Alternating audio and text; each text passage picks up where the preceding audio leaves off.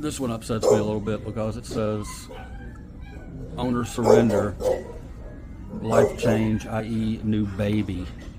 They got a baby, so they gave up this dog,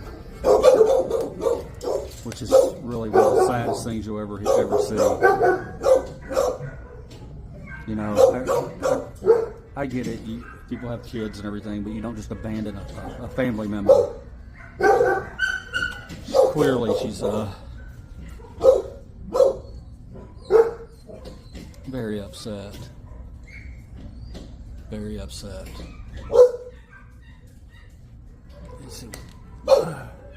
It's a boy. What am I talking about?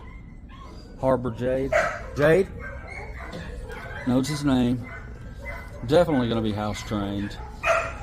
8 years old. He's going to give somebody a few years of good loving.